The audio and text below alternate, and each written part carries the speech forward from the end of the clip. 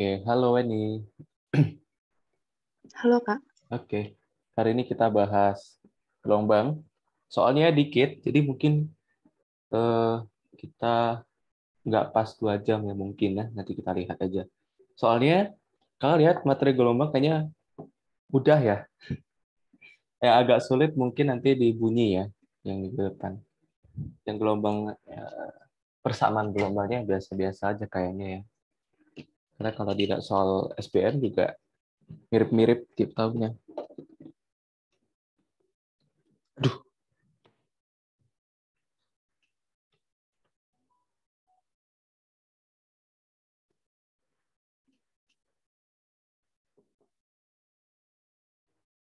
bentar ya.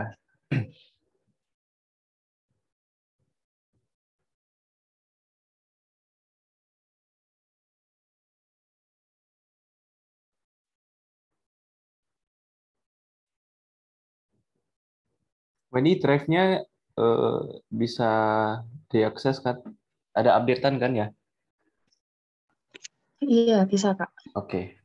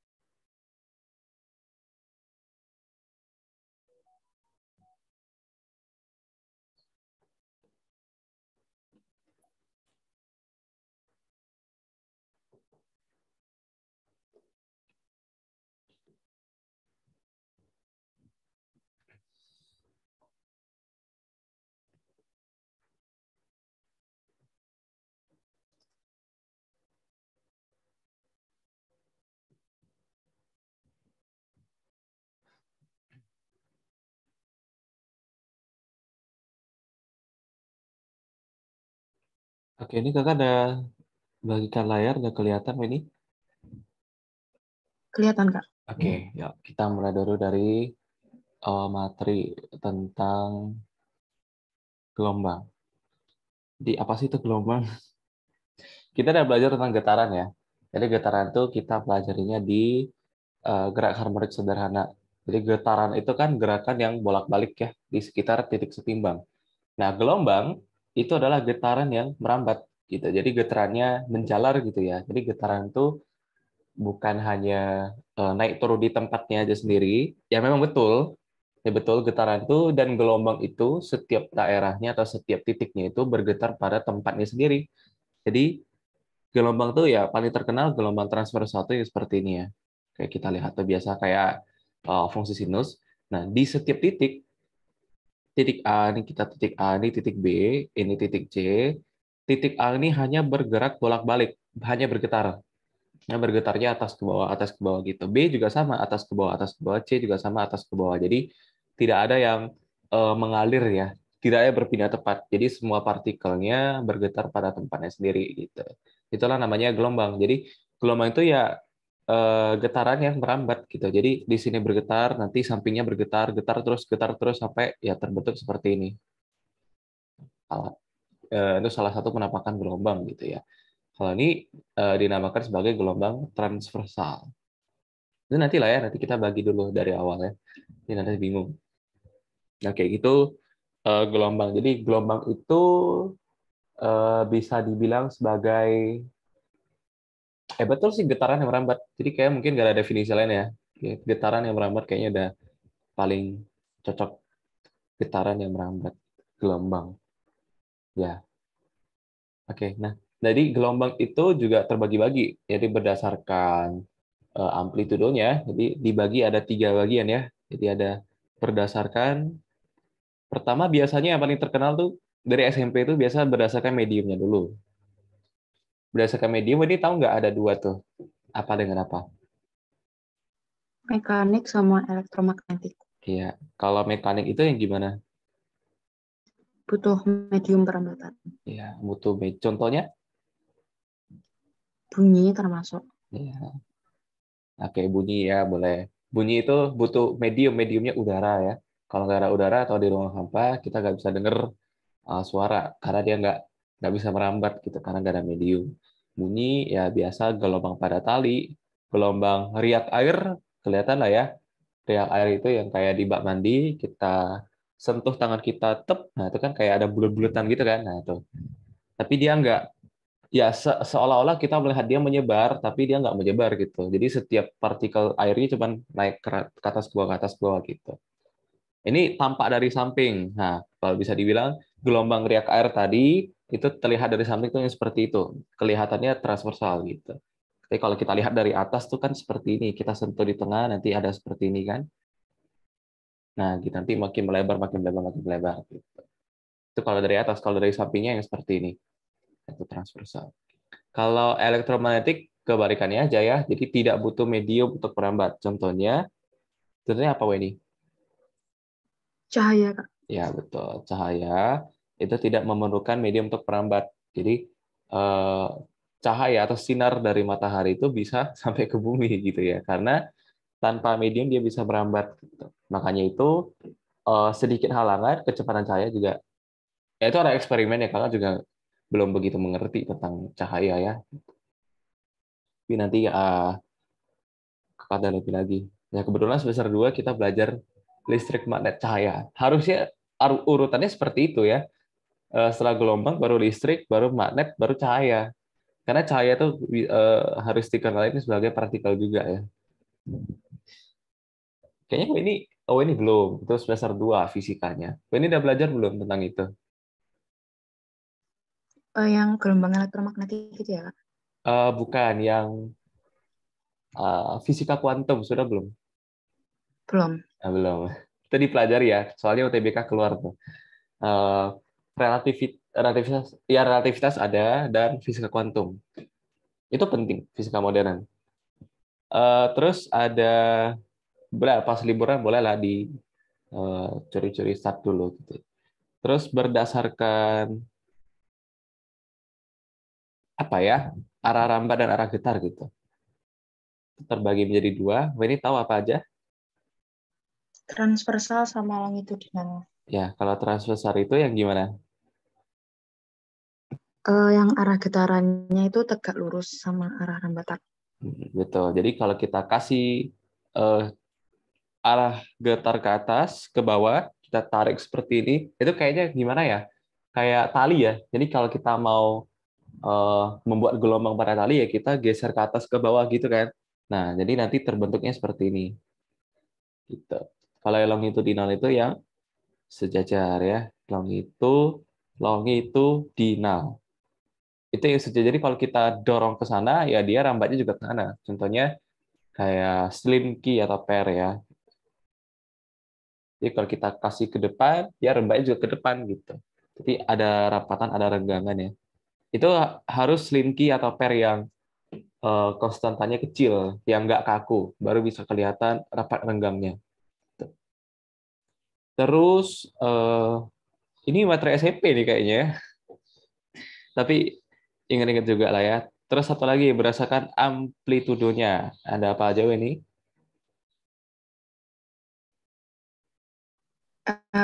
Antara lupa sama belum tahu, Kak. Terlupa saya belum tahu. Oh, berdasarkan amplitudo itu gelombang terbagi dua. Jadi amplitudo itu ada amplitudo yang tetap. Kakak terus agak bawah ya. Jadi amplitudonya itu ada yang gelombang, ada yang amplitudonya itu tetap, ada yang berubah-ubah. Nah, yang pasti berubah-ubah itu karena sudah berinterferensi. Jadi dia udah bergabung dengan gelombang lainnya. Makanya amplitudonya bisa berbeda-beda. Yang pertama dulu, ada amplitudonya tetap. Ada amplitudo tetap. Kalau amplitudo tetap itu disebut sebagai gelombang berjalan. Artinya apa, Kak? Artinya ya amplitudo di setiap titiknya sama gitu. Ya naik turun dia seperti ini, terus gitu. Jadi ini datar semua nih. Nah, gitu. Kalau yang kita lihat di apa namanya? Apa sih yang di rumah sakit itu kalau orang mau meninggoy itu kan kayak gini kan ya. Nanti kan dia naik turun gitu-gitu kan ya. Nah, itu gelombang yang amplitudonya tidak ya sebenarnya ini bukan gelombang tapi analogi saja ya. Itu bukan gelombang, tapi grafik gelombang gitu. Nah, contoh seperti itu disebut sebagai amplitudo yang tidak tetap. Amplitudo yang tidak tetap disebut sebagai gelombang berdiri ya. Jadi ada dua, satu berjalan, satu berdiri. Apa bedanya Kak? Bedanya ya di amplitudonya gitu. Amplitudo kenapa bisa tidak tetap? Karena dia sudah berinterferensi. Jadi itu syarat dari gelombang berdiri. Gelombang berdiri bisa terbentuk karena apa? Adanya interferensi. Interferensi apa Weni? Tahu nggak? Lupa sih Kak Nah, kalau interferensi itu adalah perpaduan, umumnya. betul, perpaduan dari dua gelombang. Jadi dua gelombang itu menyatu. Tapi khusus untuk gelombang berdiri, menyatunya dari arah yang berlawanan. Arah yang berlawanan. Seperti itu. Jadi itu bedanya antara gelombang berjalan, dan itu yang akan kita pelajari kan di kelas 11 kan ya. Itu yang dipelajari kita di kelas 11 itu tentang gelombang berjalan dan gelombang berdiri. Lebih tepatnya kita bahas tentang persamaan gelombangnya. Nah, ini pengenalan dulu, nanti kita lebih dalam di pembagiannya. Sampai sini Wedi paham? Paham Kak? Oke, sekarang kita mulaikan dulu dari gelombang yang berjalan ya. Jadi kita nggak bisa buat, Kak, persamaan gelombang umum itu apakah nggak ada? Nggak ada. Jadi setiap gelombang itu punya persamaannya sendiri, tapi getaran itu punya persamaan yang umum. Jadi getaran pada bandul, getaran pada pegas, getaran pada apapun itu, nah dia punya persamaan umum. Tapi kalau gelombang dia nggak punya persamaan umum. Tapi kita ketemu umumnya itu gelombang berjalan gitu. Gelombang transversal ya disebut juga gelombang berjalan kan gitu kan, mirip, bentuknya sama. Jadi secara nggak langsung orang bilang oh persamaan umum gelombang, tapi itu bukan. Ya, bunyi juga punya persamaan gelombang, tapi itu nggak dipelajari di SMA ya. Jadi punya masing-masing gelombang itu punya fungsi gelombangnya masing-masing gitu. Dan fungsi gelombang cahaya, cahaya itu kan gelombang juga ya. Nah, fungsi gelombang cahaya itu lebih aneh lagi. Itu kalau nggak salah di fisika modern gitu. Itu pun nggak dipelajari di TPB. Kayaknya tuh penjurusan baru dipelajari itu fungsi gelombang. Eh, eh, Topik khususnya namanya fisika kuantum. Bahkan di TPB belum dipelajari itu. Gitu. Jadi ya kita bahas dulu yang tentang gelombang berjalan ya. Gelombang berjalan. Apa yang akan kita bahas di gelombang berjalan? Pertama, gelombang berjalan itu penampakannya seperti gelombang transversal. Ya, dibilang seperti karena nggak sama persis ya, karena ada beberapa syarat lagi untuk gelombang berjalan.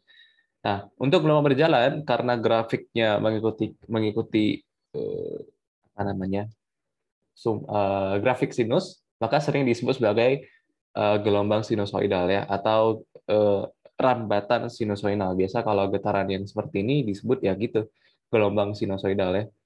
Mirip bentuk kayak fungsi sinus gitu. Nah, satu lambdanya dibilang seperti ini ya. Ini sebagai satu lambda. Jadi ada satu puncak, ada satu lembah gitu. Itu disebut satu lambda. Nah, persamaan untuk gelombangnya, sebenarnya kalian jelasin dulu lah ya. Atribut atau variabel pada gelombang itu ada lambda. Lambda itu kan panjang gelombang ya. Panjang gelombang itu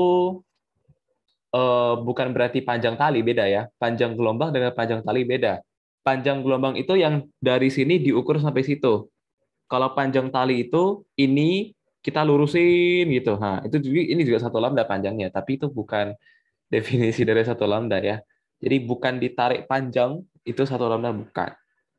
Jadi satu lambda itu yang satu puncak satu lambda yang diukur dari grafik X dengan Y ya. Biasanya bisa X bisa T sih di sini. Kadang ada periode kan gitu diketahui. Gitu. Jadi yang namanya satu lambda itu bukan tali ditarik panjang, itu satu lambda bukan ya. Tapi yang seperti ini, sampai sini gitu. Makanya ada persamaan gelombang gitu.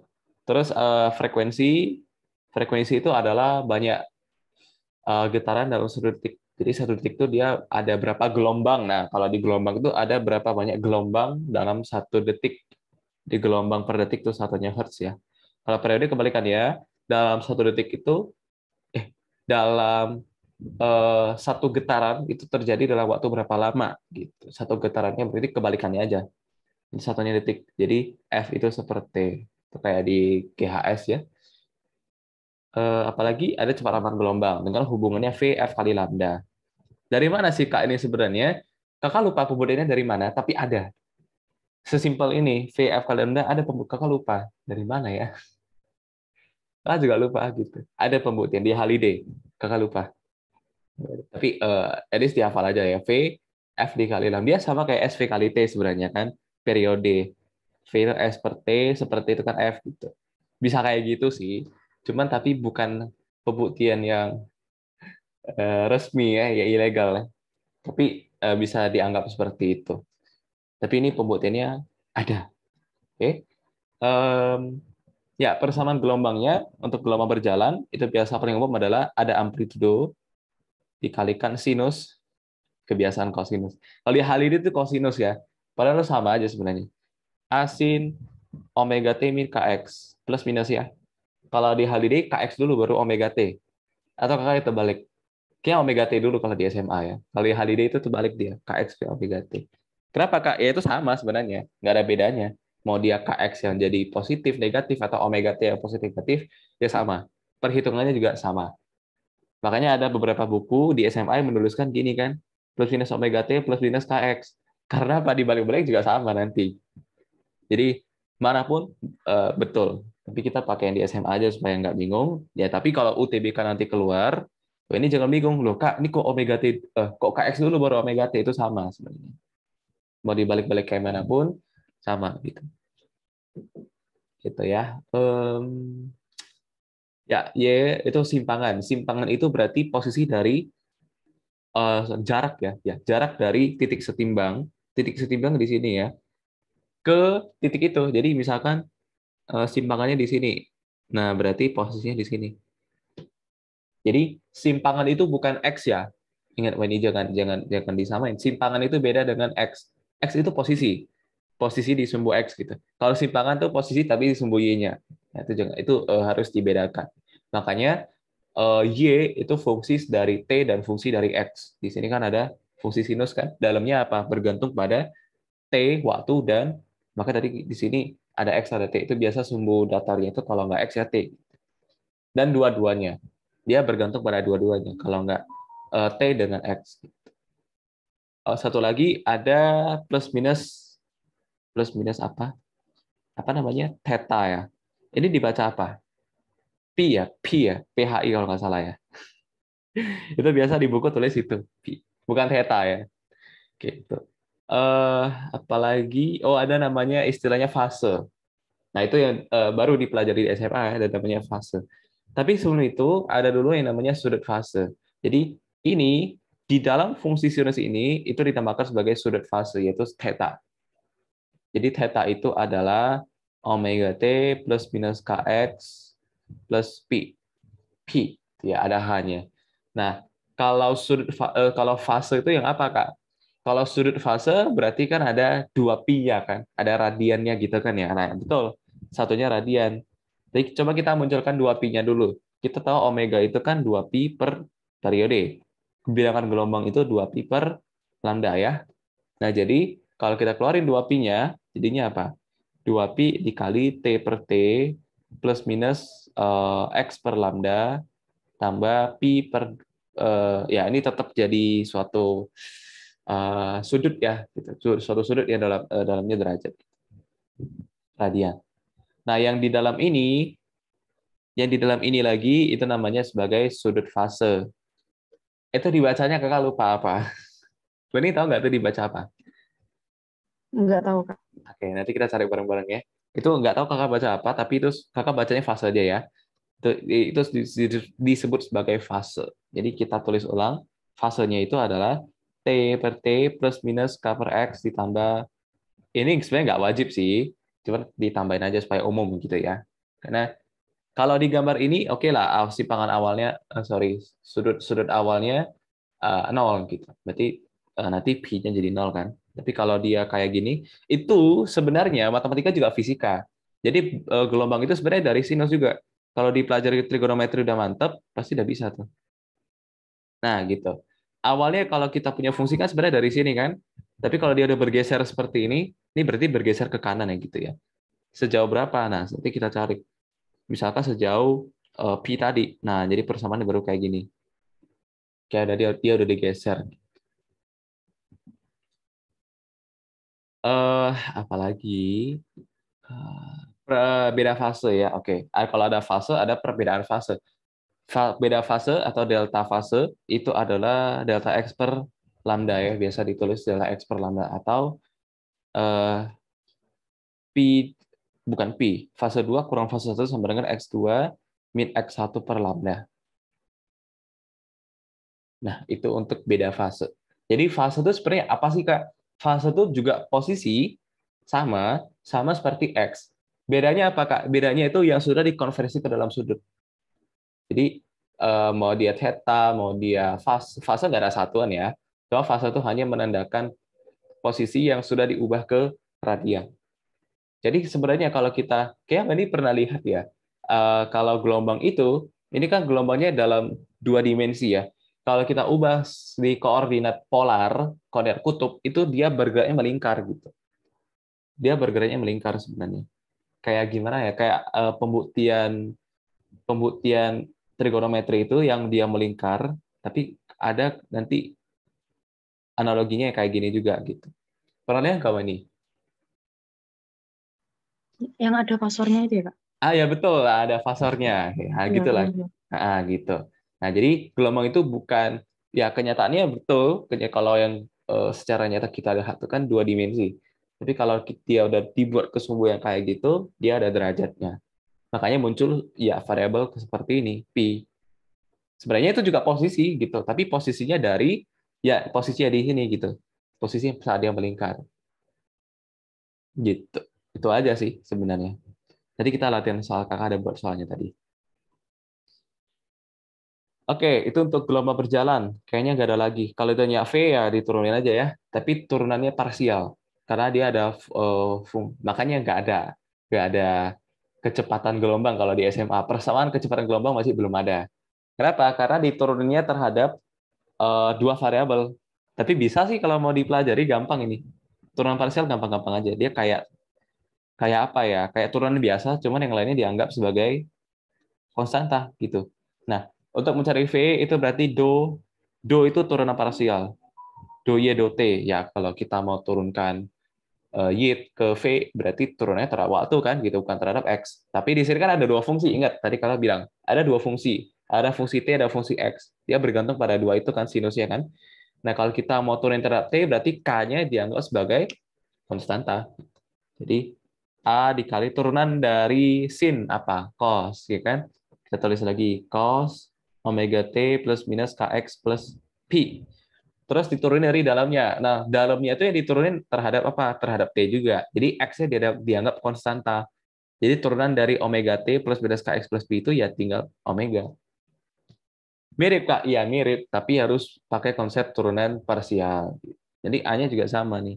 Jadi do V do T. Jadi min A omega kuadrat sinus dari omega T plus minus Kx plus Pi. Plus Pi. Gitu. Turunan parsial itu ya seperti itu. Dia ada dua variabel, tapi yang diturunin cuma salah satunya. Nah, gitu. Yang lainnya berarti dianggap sebagai konstanta. Itu tingkat lanjut sebenarnya sih, tapi kelihatannya simpel ya untuk gelombang ini ya. Kalau variasi soalnya pasti ribet. Oke, sampai sini dulu ini paham? Paham, Kak? Ya, jadi gelombang gelombang berjalan cuma itu, persamaan sudut fase, fase dan beda fase. Kayaknya itu aja. Gak ada yang ribet-ribet lagi. Paling nanti ditanya dari persamaan gelombang, ditanya apa? Lambdanya berapa, V-nya berapa, frekuensi, periode, omega, gitu-gitu aja palingnya. Kalau untuk Kak, kalau gelombangnya digeser atau pada saat T-nya 0 itu dia simpangannya nggak 0. Nah, itu kita pakai eh, ilmu trigonometri aja. Jadi kalau grafik sinus digeser seperti ini gimana? Digeser seperti kita itu gampang. Kalau nggak salah kakak nggak ada soalnya itu ya. Tapi kalau ini ada, nanti bisa kita bahas. Soalnya soal SBM nggak ada. Tapi kakak tahu ada soal kayak gitu. Tapi jarang ya. Itu lebih ke kelas 10 tentang grafik trigono. Jadi boleh dipelajari di matematikanya atau boleh dipelajari di fisikanya, sama aja. Lalu setelah gelombang berjalan, kita ada gelombang berdiri. Gelombang berdiri ada istilah lainnya, atau gelombang stasioner, gelombang tegak, ya itu ya. Jadi gelombang berdiri atau stasioner ya, atau apa tadi kakak bilang? Stasioner, berdiri, tegak ya, tegak, gelombang tegak. Bolehlah, sama itu semuanya.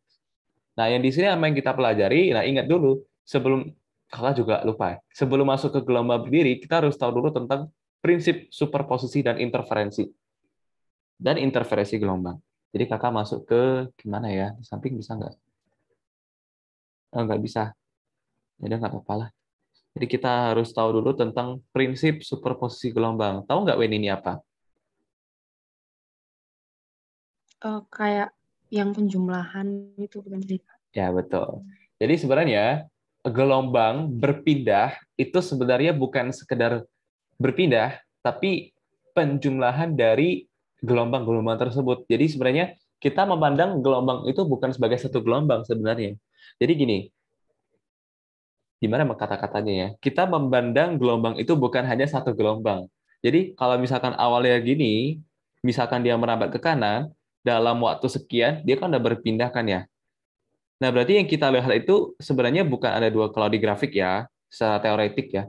Yang kita lihat itu sebenarnya bukan dua gelombang. Sebenarnya bukan satu gelombang, tapi ada dua gelombang. Nah, ketika dua gelombang ini ya, jadi setiap partikel kan berpindah ya. Nah, partikel perpindahan itu sebenarnya penjumlahan dari partikel-partikel yang tadi dipindahkan itu. Jadi dari sini ke sini kan berpindah misalkan sejauh delta x. Berarti ditambah dengan delta x. Gelombang awal ditambahkan gelombang baru yang berpindah sejauh delta x. Terbentuklah yang warna merah. Seperti itu. Itu prinsip superposisi gelombang. Makanya untuk menentukan gabungan atau superposisi dari gelombangnya itu biasa di Y bisa dibuat seperti ini. Y kan bergantung pada X, T ya. Jadi Y1 X, T ditambah Y2 X, T. Sesimpel itu aja prinsip superposisi. Nah, tapi untuk fenomenanya secara fisika itu disebut sebagai interferensi. Jadi kalau mereka sudah bergabung tuh, itu disebut sebagai interferensi gelombang. Jadi itu dua hal yang berbeda ya. Jadi superposisi dan interferensi itu hal yang berbeda. Interferensi itu fenomenanya atau gejala gelombangnya. Itu fenomena yang terjadi adalah interferensi. Kalau superposisi hanya mengatakan kalau bukan dua gelombang, satu gelombang itu kalau berpindah itu sebenarnya penjumlahan dari gelombang itu sendiri sebenarnya sejauh delta x ditambah itu. Karena setiap detik kan ada kecil-kecil gini kan, kecil-kecil lagi, kecil-kecil lagi. Dia kayak seakan-akan punya lebih dari satu gelombang. Nah, itu dijumlahkan semuanya, terbentuklah gelombang yang baru kan gitu. Jadi yang ini juga yang interferensi bukan itu. Interferensi mengatakan kalau ada dua gelombang yang menyatu gitu. Nah, itu kalau dihitung pakai prinsip superposisi tadi. Nah, superposisi tadi sebenarnya kelihatannya saja kayak ada dua gelombang terus disatuin Kak. Iya, tapi sebenarnya bukan. Kalau interferensi baru. Interferensi itu adalah fenomenanya. Fenomenanya apa? Fenomenanya bergabungnya dua gelombang. Seperti itu. Jadi, misalkan gelombang pertama, nih kakak punya dua gelombang misalkan ya, kita coba hitung ya. Kita punya dua gelombang, yang warna biru merambat ke kanan, yang warna merah juga merambat ke kanan. Jadi ini sudah dua gelombang, bukan satu aja ya. Ini dua gelombang yang berbeda. Gitu. Nah, kedua gelombang ini akan menyatukan suatu saat kan. Nah, syarat untuk interferensi ingat ya, syarat supaya terjadi interferensi itu adalah amplitudonya sama dan lambdanya sama.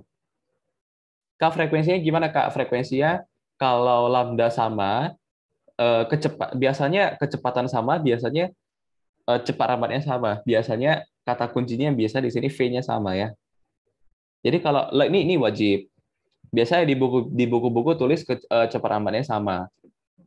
Jadi kalau cepat sama lambda sama berarti frekuensinya juga sama. Jadi itu secara nggak langsung ya. Jadi syarat untuk gelombang terjadi interferensi itu adalah amplitudenya harus sama dan lambdanya harus sama, itu aja. Nah, kalau amplitudenya tidak sama gimana? Ya nggak bisa terjadi interferensi. Kayak misalkan seperti ini. Dia nggak bisa bergabung. Nah, satunya tinggi banget, satunya rendah banget. Dia nggak bisa bergabung gitu. Tapi dia bersuperposisi. Jadi gelombang itu jalan, jadi dia merambat, bisa aja dia merambatnya makin lama makin gede amplitudenya kan, kayak gini misalkan. Nah, ini awalnya kayak gini, nanti makin lama makin tinggi. Nah, itu superposisi sebenarnya. Dia berpindah posisi tapi dengan amplitude yang berbeda. Itu prinsip superposisi. Nah, kalau interferensi nggak boleh. Interferensi tidak boleh ada dua gelombang yang amplitudenya berbeda. Dan lambdanya juga harus sama. Nggak boleh satunya lambdanya segitu ya. Satu lagi panjang banget. Nah, dia nggak bisa menyatu. Nah, itu namanya perpaduan gelombang ya. Jadi syaratnya itu harus diingat, satu amplitudenya harus sama, satu lagi lambdanya harus sama gitu. Nah, kalau mereka menyatu, Kak, berarti kan ada terbentuk gelombang baru ya. Jadi kalau kita lihat nih, eh, misalkan gini, kita punya dua gelombang yang pas-pasan ya, maksudnya mepet di sini ya. Dua gelombangnya mepet-mepetan. Jadi yang warna biru ke kanan, yang warna merah juga ya ke kanan. Hasilnya apa? Hasilnya itu biasanya seperti ini, makin tinggi dia. Lambdanya sama ya, cuman amplitudenya bertambah, makin tinggi. Jadi misalkan di sini 1 meter, jadi di sini udah misalkan jadi 2 meter. Nah, ini yang disebut sebagai interferensi. Interferensi apa ini tahu? Konstruktif, Kak. Iya, konstruktif, membangun. Jadi gelombangnya makin dahsyat gitu ya, makin gede. Nah, syaratnya apa? Kalau gitu berarti tidak ada beda fase. Jadi tadi apa gini ya, nol ya. Jadi nggak ada delta delta itunya delta ya nol. Delta fasenya nol. Jadi sama sekali tidak ada fase. Jadi kayak gelombang terus timpa gelombang lain, bukan timpa ya, kayak bareng-barengan jalan. Nah, makin kuat nanti gelombangnya, makin tinggi. Nah, itu disebut interferensi konstruktif. Kalau dia seperti ini, yang warna biru melambatnya seperti ini, yang warna merah itu seperti ini dari bawah ke atas. Nah, ini nanti ketika mereka bergabung, ketika mereka berinterferensi, maka jadinya seperti ini. Warna apa ya? Warna biru tadi ya. Kakak ganti warna hitam ya. Ya, nanti jadi gini. Loh, jadi apa, Kak? Ya, jadi nggak ada gelombang, gitu. Kenapa? Karena saling mendiadakan. Yang seperti ini namanya interferensi apa, Wak, ini? Destruktif. Iya. Dengan syarat delta fasenya berapa, Wak, ini? Pi ya, Kak. Iya, betul. Seperti itu ya. Nah, itu. Jadi, interferensi itu seperti itu. Interferensi itu kita udah bahas tentang dua gelombang yang menyatu. Gitu. Kalau dia konstruktif, dia yang sefase. Ya, bisa dibilang sefase ya, gitu. Satu fase, sama-sama bareng-barengan. Makanya makin kuat. Terus sefrekuensi. Nah, kalau yang dia beda fasenya pi, dia destruktif. Kak, kalau beda fasenya pi per 3, Kak, ya itu masih melemah, tapi nggak sampai habis kayak gini. Masih ada gelombangnya, tapi dia melemah gitu ya. Kalau pokoknya kalau dia pi, maka dia jadi nggak ada gelombang seperti itu. Nah, untuk mencari persamaan gelombangnya ini dan gelombangnya ini, itu bukan gelombang ya. Tapi kalau dia terbentuk gelombang, maka persamaannya bisa dicari seperti dari prinsip superposisi gelombang tadi. Jadi Y itu adalah Y1, YX, T ya. Jadi misalkan ya, kita misalkan yang ini ya, kita hitung yang ini ya, yang konstruktif ya. Jadi ketika sinus tambah sinus ya hasilnya sinus ya. Nanti kita lihat sinus nggak?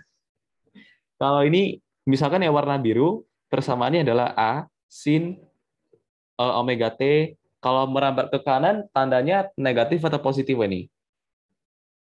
Negatif, Kak. Betul. Kenapa negatif? Tahu nggak? Dulu kayaknya pernah belajar tapi lupa. Kayaknya berhubungan sama T-nya itu ya, Kak. Eh, karena itu berhubungan bukan sama T-nya, tapi ini matematika. Itu matematika sebenarnya. Karena fungsi gelombang itu kan fungsi sinus. fungsi sinus itu nanti ditanyakan lagi di matematika sebenarnya di kelas 10. Kenapa kalau dia dipindah ke kanan itu dikurangin? Kenapa dipindah ke kiri itu ditambahkan seperti itu? Itu juga sama seperti kita pelajari di transfer geometri. Jadi kenapa grafik Y sama dengan X dipindah ke kiri, dipindah ke kanan sejauh 3 satuan jadi X min 3. Coba hitung pakai transfer geo, dipindahkan, atau ditranslasi ketiga, pasti ujung-ujungnya Y X min 3. Kenapa, Kak? Ya, karena seperti itu. Karena dari hitungan matematiknya itu seperti itu. Kalau sesuatu dipindahkan, berarti ditranslasikan. Gitu. Bisa pakai translasi aja daripada pakai grafik trigono ya. Jadi jatuhnya hafalan nanti. Bisa dibuktikan pakai transfer geo. Gitu. Jadi coba ya. Oke, jadi betul kalau ke kanan itu negatif. A sin omega T min KX. Jadi dia sebenarnya ini apa sih dua gelombang yang sejenis atau kembar gitu ya. Nah, kita hitung. Ini Y1, ini Y2. Jadi Y X, T setelah Y1. Langsung aja ya. A sin omega T min KX ditambah A sin omega T min KX. Nah, kalau ini bertanya, Kak, kalau misalkan amplitudonya berbeda, maka tidak bisa berinterferensi, betul. Tapi dia bisa bersuperposisi. Nah, untuk mencari persamaan gelombang superposisi itu pakai fasor. Itu di Haliday ada, tapi di SMA belum dipelajari kayaknya. Jadi Y, X, T itu sama dengan A-nya dikeluarin, sisanya kan sin plus sin ya. Jadi sin plus sin itu 2 sin cos. Jadi omega T min KX plus omega T min KX per 2. Ini udah pernah belajar ini kan ya? Pernah, Kak. Oke. Terus dikurangin omega T ditambah KX per 2. Jadi YX, T itu adalah 2A dikali ini itu habis. Sin omega T min KX. Satu lagi, ini habis cos cos 0 per 2 cos 1. Oke. Nah, inilah eh, persamaan gelombang hasilnya. Jadi kalau kita lihat ya sama kan? Masih sama-sama sin omega T min KX. Bedanya apa? Ya tinggal dikali 2 aja amplitudonya. Gitu. Itu untuk yang interferensi gelombang. Sampai sini Wedi paham? Paham, Kak. Oke, itu untuk interferensi gelombang ya. Kayak gitu-gitu aja. Ingat-ingat lagi syaratnya amplitudenya harus sama itu pertama, yang kedua lambdanya harus sama. Itu aja. Jadi satu pendek, satu tinggi nggak bisa bergabung gitu. Satunya segini, satunya panjang banget nggak bisa bergabung juga. Oke, itu untuk superposisi dan interferensi. Sekarang baru kita masuk ke gelombang berdiri. Nah, baru nyambung nanti bahasan kita. Gelombang berdiri atau tegak atau stasioner. Kalau di hal ini apa ya? Kayaknya tegak kalau nggak salah. Disebut tegak. Oke, apa yang akan kita bahas di sini harus tahu dulu definisinya. Tadi definisinya apa? Kalau gelombang berdiri itu tidak punya amplitudo yang sama. Amplitudenya berubah-ubah di setiap titik. Kenapa bisa gitu, Kak? Karena dia merupakan gabungan dari dua gelombang. Perpaduan dari atau interferensi dari dua gelombang yang apa? Yang berlawanan arah. Kalau tadi kita hitung apa? Searah semua ya, sama-sama ke kanan gitu. Kalau gelombang berdiri itu yang satunya ke kanan, satunya ke kiri, bertemu gitu. Contohnya seperti apa, Kak? Ya seperti gelombang pada tali. Jadi biasa kan diikat di sini ya. Biasanya tali diikat kan di sini. Nah, kalau kita simpangkan, maka dia akan bergetar, ya akan membentuk gelombang gitu kan. Nah, pas dia pantul, pantulnya seperti ini. Nah, otomatis bergabung dong, ya kan? Nah, gelombang berdiri itu adalah yang sudah bergabung ini, tapi biasa apa ya? Yang ditampilkan itu yang seperti ini di sekolah soal-soal itu atau di soal sekolahan itu biasanya ditampilkan seperti itu. Tapi gelombang berdiri itu yang seperti ini kenyataannya tuh yang amplitudonya nggak sama. Nah, jarang mungkin sama sekali nggak ada ya. Jarang gelombang tegak itu yang ditampilkan seperti ini. Kenapa, Kak? Karena itu nggak kelihatan ada dua gelombang yang memadu. Gitu. Makanya gelombang-gelombang yang ada di soal tambah gelombang berdiri atau gelombang tegak itu yang seperti ini, yang ada bulut-bulutannya gitu. Supaya kalian tahu kalau oh ada yang gelombang yang dipantulkan gitu. Gitu ya.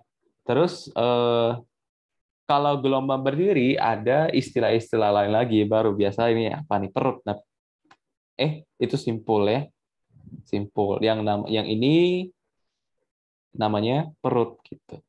Itu apa sih Kak? Ya sama kayak puncak gelombang sama ketika berada di titik setimbang gitu aja gitu. Kenapa ada seperti itu Kak? Karena apa? Kak nggak tahu juga, tapi ada istilah itu. Ada istilah perut dan simpul gitu. Nggak tahu, itu langsung diperkenalkan aja gitu. Oh, kalau di gelombang berdiri ada perut dan ada simpul. Jadi ini simpul pertama ya, kalau berada pas Pak. Simpul pertama atau simpul kenal ini itu? Pertama ya, Kak. Iya, simpul pertama ya. Nggak ada simpul kenal. Nah, kalau dia talinya itu tidak terikat atau ujungnya bebas kan seperti ini ya biasanya ya. Nah, maka gelombang pantulnya seperti ini nanti. Nah, kalau gitu maka yang ini disebut perut, tapi perutnya perut pertama. Kalau yang ini disebut sebagai simpul pertama. Gitu. Untuk persamaan gelombangnya gimana, Kak? Sama. Jadi ini kan ingat ya, gelombang berdiri itu hasil interferensi dari dua gelombang yang hanya berlawanan arah gitu, hanya berlawanan arah saja. Jadi gimana? Y Y1 X, T itu adalah A sin omega T. Kalau dia awalnya merambat ke kanan, maka negatif gitu ya. Nah, berarti gelombang pantulnya gimana ini? Sama kan? Eh, iya, betul. A sin omega T plus KX kan gitu. Nah, sekarang kita coba menghitung gelombang berdiri yang terbentuk gitu. Gelombang berdiri yang terbentuk ya dicampurin gitu kan. Jadi Y1 tambah Y2. Coba kita hitung X, T. Jadi A langsung A dikeluarin ya. Jadi sin plus sin. Jadi 2 dikali sin omega T min KX ditambah omega T plus KX dibagikan dengan 2 terus dikalikan dengan kosinus. Kosinus dari omega T min KX dikurang omega T dikurang KX per 2. Kayak gini aja kurungnya kali ya. Gitu. Jadi di sini 2A, jadinya apa? Sin, ini habis, sin omega T, terus ini habis, sinnya apa? Cos min KX. Cos min KX itu positif, KX juga ya, positif cos ya. Jadi 2R, 2A, sin omega T, cos KX. Nah, Kak, yang namanya amplitudenya yang mana, Kak? Bukan 2A lagi, tapi yang apa? Yang ini, 2A dengan cos KX itu sebagai amplitudo. Jadi kalau kita tulis ulang, 2A cos KX sin omega T ini persamaan gelombangnya, tapi gelombang ini hanya bergantung pada waktu saja. Jadi ini sebagai amplitudo hasil interferensi atau amplitudo gelombang berdiri. Seperti itu, 2A cos KX gitu. Kak, nanti kalau ada yang satu lagi Kak, yang itu kan untuk yang ujungnya terikat ya. Kalau ujungnya terbuka gimana Kak? Ya sama. Cuma bedanya apa Kak? Bedanya adalah nanti sin-nya ubah jadi cos. Kenapa? Karena dia udah digeser sejauh 90 derajat. Jadi sin omega T min KX plus 90 nanti atau min 90 juga boleh, itu diubah jadi cos. Jadi awalnya cos jadi sin jadi cos. Jadi nanti ini bisa buktikan sendiri, kita udah kelamaan nih materinya. Jadi Y nanti untuk ini yang ujung tetap, kalau ujungnya terbuka, itu nanti dibalik aja. Jadi Y itu adalah 2A sin KX omega T. Nah, ini amplitudonya. Gitu. Jadi amplitudonya bukan 2A ya. Dia beda dengan yang interferensi yang satu arah tadi, yang searah, sama-sama kanan beda ya. Nah, ini makanya ini dikhususkan, yaitu muncullah gelombang namanya gelombang berdiri. Spesial dia. Ya, kayaknya itu aja. Sampai sini, Wendy, ada pertanyaan dulu? Belum ada, Kak. Oke lah, ya materi kita udah selesai. Jadi gelombang tuh seperti ini aja. Itu yang gelombang bagian pertama ya. Kalau gelombang bunyi agak beda nanti. Oke, kalau gitu kita udah selesai materi. Ada lagi yang ketinggalan kakak? Gak ada ya? Ada, Kak, kayaknya. Apa Yang itu. lagi? Yang apa? Yang mana? Yang rumus V sama dengan akar F per... Oh, ya betul. Itu cepat rambat gelombang pada dawa yang tegang. Itu kakak nggak buktikan ya, karena Kakak nggak paham pembuktiannya. Di kuliah ada dibuktikan, di hal ini juga ada, tapi kakak nggak pernah paham itu gimana. Karena dia ada kayak apa ya, untuk sudut yang kecil banget sin theta sama dengan theta. Untuk kakak agak nggak terima di bagian itu. Karena itu ada pembuktiannya, dan kakak nggak tahu. Katanya pembuktiannya ada di deret Taylor dan deret Maclaurin yang semester 2 nanti. Kakak belum pelajarin, jadi kakak nggak. Tapi ada ya, kakak ketinggalan di situ betul. Jadi cepat lambat gelombang pada dawai teregang betul. Itu wajib dihafal ya. Itu wajib dihafal banget. V itu adalah akar dari F per mu. Di mana mu itu adalah massa per atau rapat massa katanya, massa per satuan panjang. Jadi setiap panjang itu massanya berapa? Gitu. Eh, F itu biasa tegangan talinya. Gitu. Untuk pembuktiannya kakak nggak jelasin ya. Tapi ini boleh cari sendiri. Kakak kalau nanti kakak udah bisa kakak tambal ya. Karena dia kayak ada gini, terus kayak ada tali gitu. Kakak kurang paham. Ini kakak pelajari lagi ya. Jadi dari dulu sampai sekarang pernah. Dulu pas SMA juga pernah pelajari, cuma nggak ngerti juga. Ya, setidaknya sampai sini ya hafal aja dulu akar F per mil. Oke, Weni. Iya, Kak. Ada lagi nggak yang lain ketinggalan? Udah kayaknya, Kak. Ya udah ya. Oke, kalau gitu kita lanjut bahas soal. Nomor satu udah buat Weni? Udah, Kak. Jawabannya berapa? 4. Hmm, salah. Bukan, Kak. 2. Dua. Dua betul ya. Oke, suatu gelombang berjalan melalui titik A dan B. Weni caranya gimana? Langsung pakai persamaan. Boleh. Y dengan 4 sin. Ya, gitu. Memang gitu caranya. Karena apa? Karena dia nanya simpangan ya. Dia nggak nanya posisi. Kalau posisi gampang gitu. Nanya posisi gampang, tapi kalau nanya simpangan ya pakai persamaan gelombang ya. Persamaan simpangan. Oke, jadi A dan B jaraknya 8 cm. Pada saat T0, simpangan di A itu 0.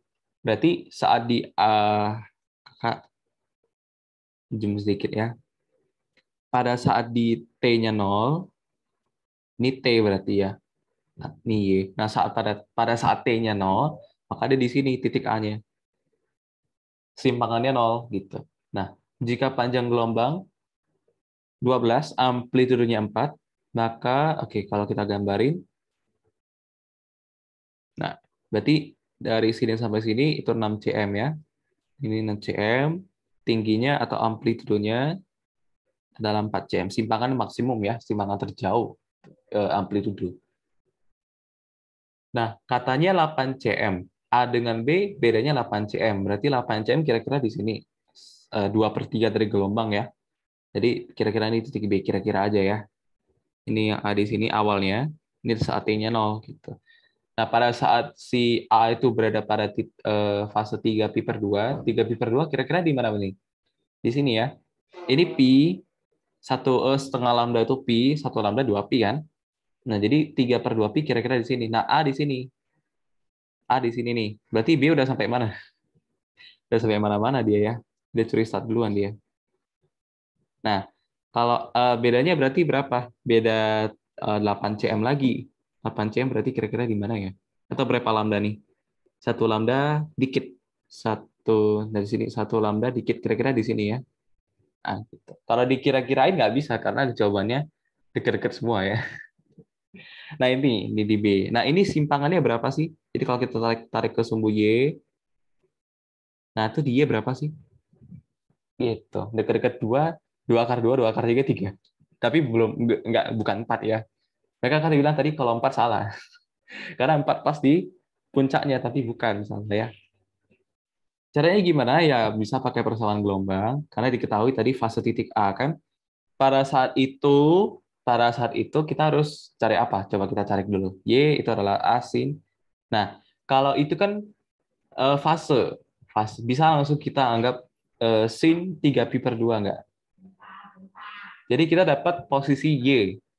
posisi Y atau simpangan Y. Simpangan Y, coba-coba. Berarti Y itu adalah A-nya 4 cm dikali sin 3/2. Sin 3/2 berapa? Minus 1 ya. Berarti minus 4. Dapat apa, Kak? Enggak dapat apa-apa ya. Ya, ini memang di puncak ya. Eh, Beda fase di titik. Tadi Kakak buat, tapi Kakak lupa. Gimana caranya ya? Asin, kalau ini YA, ini YA, ini YA, ini YA. Kalau YB berarti asin.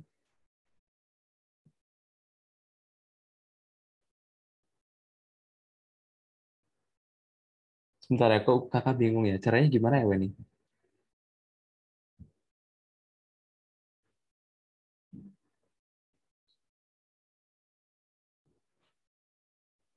Kalau kita pakai asin omega T min KX, kita nggak. Oke lah, coba kita anggap posisi awal ya. Ya, posisi awal ya pasti nol ya. Kalau dia sudah bergerak dengan fase 3pi/2 berarti jadi gini ya berarti ya. Asin omega T min KX min 3pi/2 ya. Tapi sama kan ya? Jadi asin min minus dari 3pi/2 dikurangi dengan omega T min KX. Berarti 270 asin minus 270 dikurang X jadinya apa? 27. Sin jadi cos ya. Sin min jadi min ya. Min A jadi cos. Cos. Sebentar. Sin jadi cos. Kalau di kuadran ketiga, cos itu negatif. Jadi minus-minus lagi, jadi positif. A cos omega T min KX. Kok jadi gitu ya? Ya, A itu A cos omega T min KX. Pada saat itu, dia kan udah berpindah tuh. Pada saat di situ, eh, kita tahu X-nya berapa? Dibagi 4. 12 bagi 4 kali 3. 9. Kayaknya kayaknya nggak bisa gini deh. Kalau kakak hitung gini berarti ini gelombangnya digeser nih. Salah.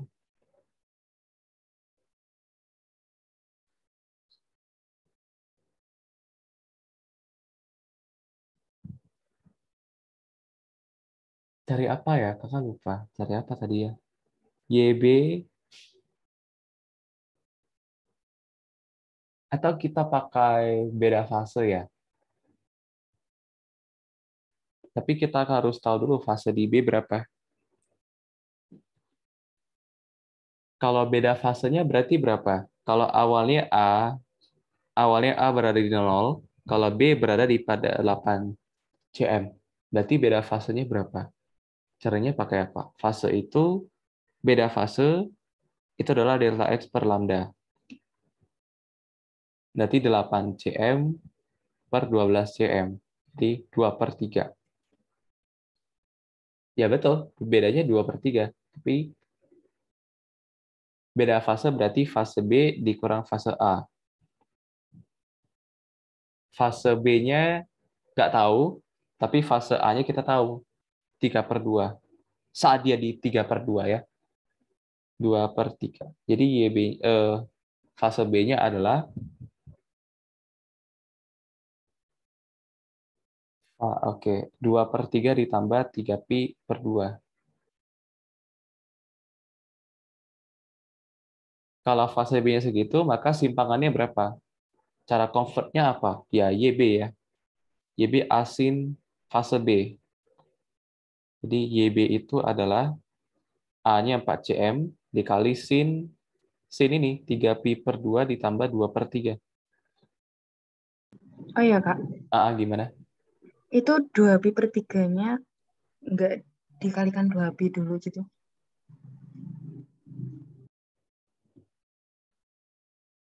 Kalau muncul pi,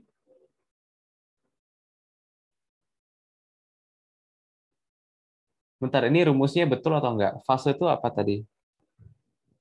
T, bentar. Sudut fase itu 2pi dikali T per T ditambah X per lambda ya, plus minus kan. Kalau fasenya berarti T per T plus minus K per X, K per lambda, X per lambda. Berarti beda fasenya delta X per lambda. Betul, tapi kalau, oke, dari 2/3 kalau mau ubah ke lambda gimana? Kalau mau ubah ke pi gimana? 2/3 itu berapanya pi gitu maksudnya ya.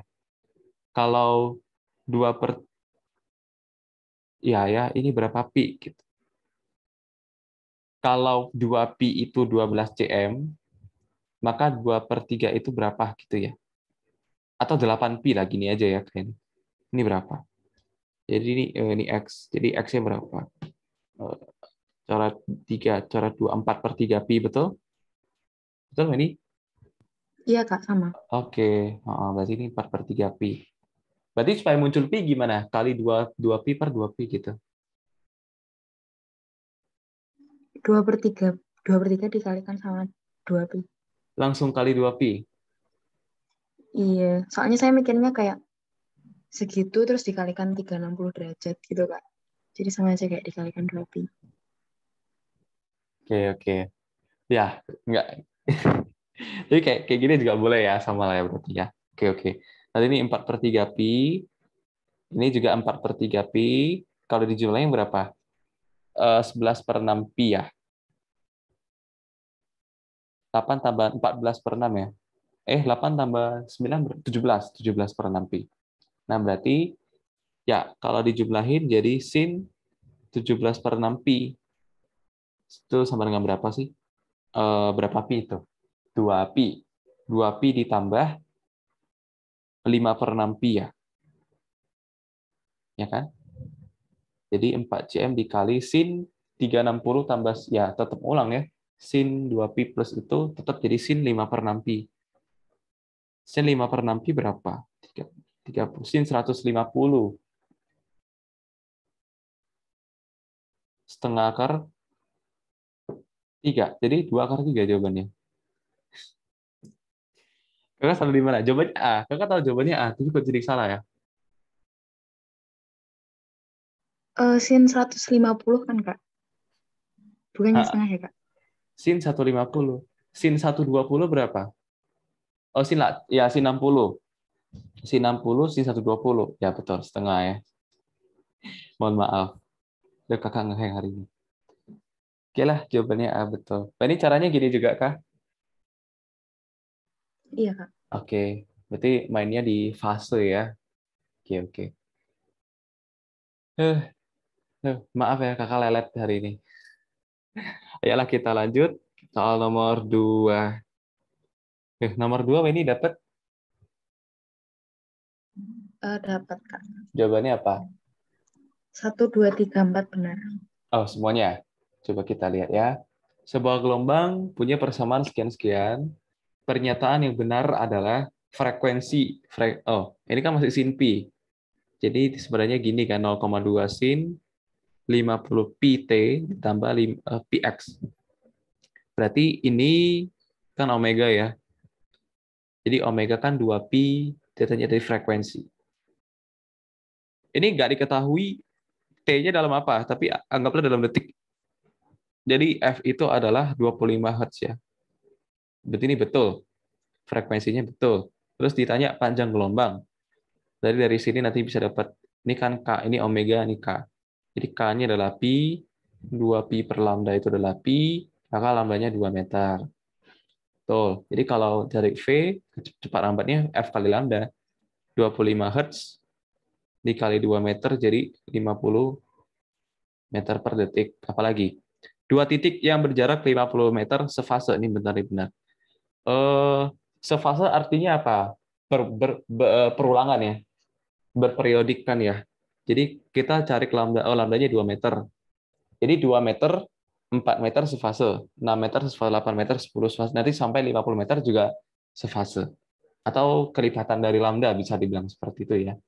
Ya 2 titik 50 meter sefase. Oke, betul. Jadi jawabannya yang E ya dia. Yang E benar semua dia biasanya. Oke, lanjut nomor 3. Ini dapat berapa? 6, Kak. Ini gampang kayaknya ya. Cari aja lambda kan. V F kali lambda. Kecil ya, sebentar. V F kali lambda. Eh, Dia cari lambda. Lambda berarti V per F. V-nya berarti tadi 12 meter per detik per frekuensinya 4 Hz. Berarti 3 meter ya. 3 meter itu berapa cm? 300 cm. Ya nggak? Salah hitung lagi nggak nih? Oke. Nah, banyak gelombang yang terbentuk sepanjang AB. AB 18 cm. AB ini kayak salah satuan ya. Kalau AB, jadi satu lambdanya 300 cm. Berarti 18 cm nggak sampai satu gelombang gitu ya. Kayaknya salah ya. Coba anggaplah di sini cm per detik, berarti jadi 3 cm ya. Mungkin typo, harusnya di sini cm mungkin. Jadi satu lambda, satu gelombang 3 cm. Jadi kalau 18 cm berarti ada 6 gelombang ya. Tuh. Atau ini yang 18 meter, nggak tahu juga. Tapi itulah kira-kira ya. Supaya angkanya pas-pas gitu.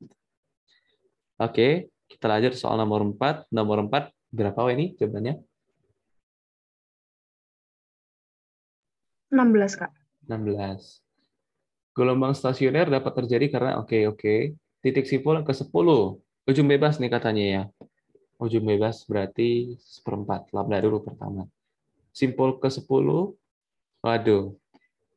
Kan mau pakai rumus nggak usah sih. Tinggal kita pakai darah aritmetika aja kan gampang kan. Karena kelas 11 kan juga belajar aritmetika kan. Eh, Titik ke 10, simpul ke 10. Berarti kalau dia ujung bebas berarti kayak gini kan. Awalnya seperempat lambda dulu, baru seperti ini. Nah, terus-terusan gitu. Jadi yang di sini juga seperti itu. Ya, gitu.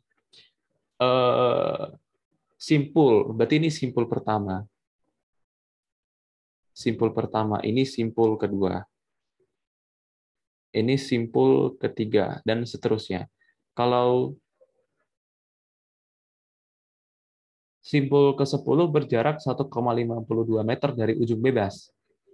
Jadi kalau misalkan setengah lambda ini itu X. Misalkan ya, setengah lambda itu X. Berarti itu kan jarak antara simpul 1 ke simpul kedua. Jadi nanti kalau sampai ada 10 simpul, kalau ada 2 simpul, cuman 1X. Kalau ada 3 simpul, ada 2X. Kan? Kalau ada 10 simpul, berarti ada 9X. 9X. Ditambahkan dengan ini. Ini kan berarti setengah X ya, atau seperempat lambda. Kan? Itu katanya 1,52 meter.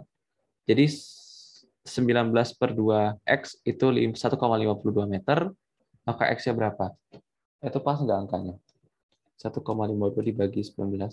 Oh, pas kok. Dikali 2, 4 per 2 atau 0,16 meter. Atau 16 cm ya. Oke, berarti ini X itu kan tadi setengah lambda. Jadi lambdanya adalah 0,32 meter ya. Kalau frekuensinya 50 Hz, V itu F kali lambda. F-nya 50 Hz dikali 0,32 meter. Maka berapa tuh? Dikali 2 dikali 50, 16. Betul ya, meter per detik. Jadi mau pakai rumus yang jadi, kakak nggak tahu juga rumusnya, tapi bisa kita buktikan sih. Gampang kan pakai aritmetika aja tuh. Cobanya A. Ya, kita lanjut ke soal berikutnya. Nomor 5. Ini udah buat. Udah, Kak. Jawabannya 0,12. 0,12 yang A. Kita hitung. Setas tali panjang 8 meter, masanya sekian. Berarti mu-nya berapa? M per L ya. Massa per satuan panjang. Massa itu kecil loh. Nanti aja di akhir baru hitung ya. Oke. Tali digetarkan sehingga sebuah gelombang terbentuk. Tegangan tali berarti kan V tadi kan F per mu kan kalau cepat lambat gelombang tali pada dawai, gelombang pada dawai. Berarti F itu V kuadrat dikali mu. Ya kan? F itu V kuadrat dikali mu. Nah, karena yang ditanya F harus tahu, V harus tahu, mu-nya udah tahu nih, tinggal dimasukin kan, jadi M per L. V-nya harus dicari. V bisa dicari dari apa? F kali lambda dari sini ya. Jadi kan ini K-nya berarti 1, 2pi per lambdanya 1, berarti lambdanya 1/2pi ya. Lambdanya 2pi ya. Anggaplah meter, satuan SI semua kan. Meter. Kalau ini cari F 30, omega itu 30, 2pi F itu 30, maka F itu berapa? 15 per pi Hertz ya. Jadi V itu F dikali lambda, jadinya 30 meter per detik ya. Ya kan? Tinggal kita masuk ke sini. Jadi F itu adalah 30 meter per detik kuadrat dikali massa per satuan panjang 1,04 kali 10 pangkat minus 3 kg per 8. Ya, tinggal dikali coba. 900 dikali 1,04 kali 10 pangkat minus 3 dibagi 8. 0,117. 0,12 ya berarti. Ya, betul. Ya, kita lanjut ke soal nomor 6. Ada beberapa ini? 8 perut, 9 simpul. Yakin? Makin berat kayaknya makin sedikit loh gelombangnya. Betul nggak? Tadi ketemunya itu, Kak. Oke, nggak apa-apa. Kita cek ya. Eh, Kalau bebannya A kilogram, ada 4 buah perut, 5 simpul. Kalau bebannya jadi 4A, berarti masalah apa sih? Masalah lambda kan ya. Ada berapa banyak gelombang yang terbentuk kan gitu. Kalau kita mau hubungkan beban dengan lambda, biasanya apa sih? Ya ini kan, V itu akar dari F per mu gitu. Katanya frekuensinya sama. V kan F kali lambda. F dikali lambda sama dengan akar dari F per mu. Nah, kalau F-nya sama, maka hanya hubungan apa? Lambda dengan F. Anggap mu-nya sama. Massa tiap satuan panjangnya sama. Talinya sejenis kayak gitu ya. Jadi lambda itu akar dari F. Atau sebanding gitu ya. Sebanding. Sebanding dengan akar dari F. Gitu. Nah, kalau lambda 1 berarti gini ya. Lambda 1 per lambda 2 berarti akar dari F1 per F2. Jadi lambda 1 per lambda 2 kuadrat itu adalah F1 per F2. 4A kali G per A dikali G. Oke, coret habis, coret habis. Berarti lambda 1 per lambda 2 itu jadi 2. Jadi lambda 1 itu 2 dikali lambda 2 itu setengah dari lambda 1. Panjang gelombangnya makin apa? Makin pendek kan? Kalau awalnya berapa gelombang dulu? Kalau 4 perut 5 simpul ada berapa gelombang? Misalkan ya dari kiri aja ya. 4 buah perut, 5 buah simpul. Kayaknya gini. Ya kan, ya kan? Berarti ada dua lambda kan? Ini 1, 2, 3, 4, 5 simpul. Perutnya ada 4. Bentar ya, Kak ngabarin satu lagi yang kayak gini. Perutnya yang ini kan? 1, 2, 3, 4. Berarti ada 2 lambda dong. Ya kan? Nah, kalau awalnya ini lambda satunya, berarti lambda 2-nya hanya 1 lambda. Kalau 1 lambda berarti cuma segini doang. Berarti ada 3 simpul, 2 perut. Jawabannya A. Gimana, Weni? Paham nggak? Paham nggak? Weni kok bisa dapat 8 dan 9 tadi? Tadi salahnya di itu. Hmm. Saya F-nya yang saya anggap sama, terus M per L-nya itu yang beda. 4A Oh, sama A. oke. Sebentar. Ketika beban tali adalah A kilogram. Bentar ya. Dalam suatu percobaan gelombang pada tali, terbentuk 4 buah perut dan 5 simpul pada gelombang tali. Ketika beban tali itu massa talinya atau massa yang digantungnya? Masa yang digantung harusnya. Ya, gitu ya. Oke, kalau gitu kita lanjut ya ke soal berikut. Nomor 7. Berapa ini jawabannya? Semua benar, Kak. Semua benar lagi. Oke ya, coba kita cek.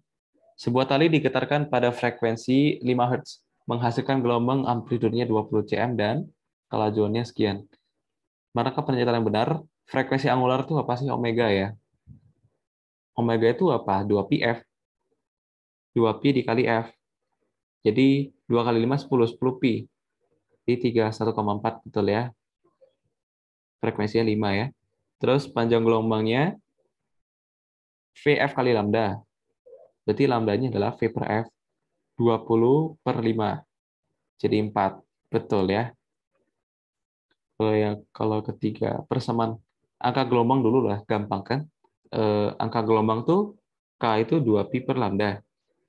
Lambdanya tadi berapa? Ah, lambdanya belum dapat. Oh, ini 4 meter. 2pi per 4 meter. Jadi setengah pi. Setengah dikali 3,14 atau 0,7 ya. Jadi betul. Pasti 3 betul. Persamaan gelombang biasa ya. Jadi Y itu A sin omega T min Kx. Jadi Y itu adalah A. A-nya amplitudenya tadi berapa ya? 20 cm atau 0, ya, 20 cm. Harusnya 0,2 dikali sin omega T. Omega T-nya berapa? Omega tadi 3,4, 31,4 T min K-nya 1,57 X.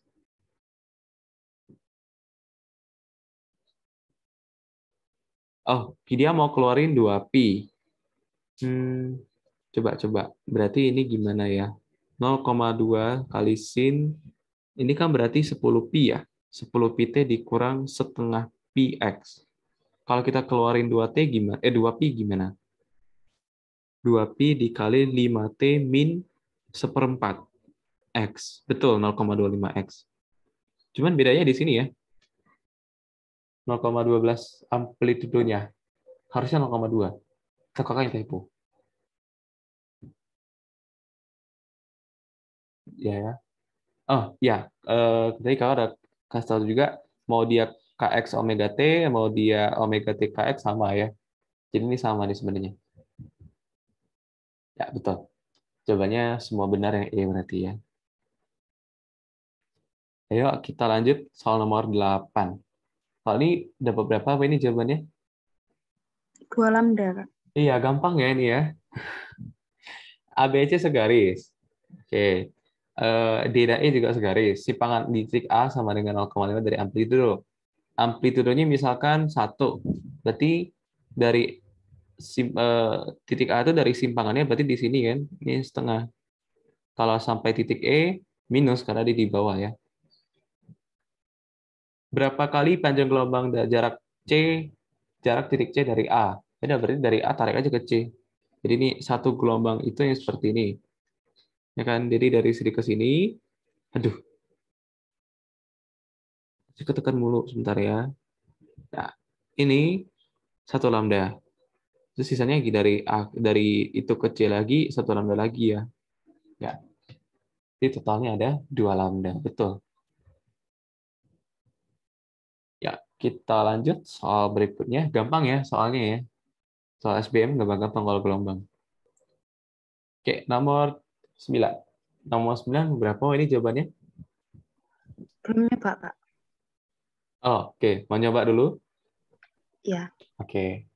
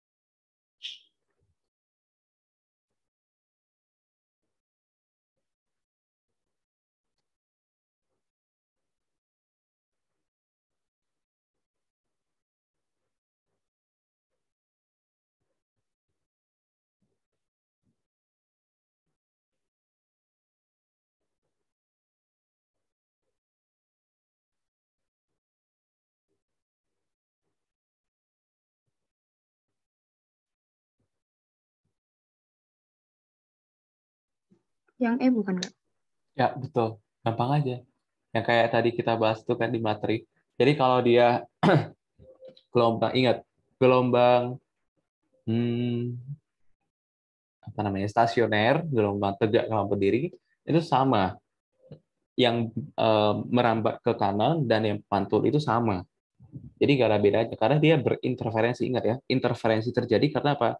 Amplitudo sama dan lambdanya sama, itu saja. Jadi apa? Yang nggak berbeda, 0, ya, makanya dijawabannya 0,08 semua ya. Tapi kalau arahnya berbeda, kalau tarik ke kanan misalkan, oh, berarti ini apa nih? Positif ya. Kalau positif berarti ke kiri dulu awalnya kan? Nah, ke kiri itu positif, maka nanti pantulnya ke kanan. Ke kanan berarti ya tandanya negatif gitu. Jadi jawabannya gitu. Ya. Oke, kita lanjut. Nomor 10 ini kita coba. Belum juga, Kak. Oke, coba dulu ya.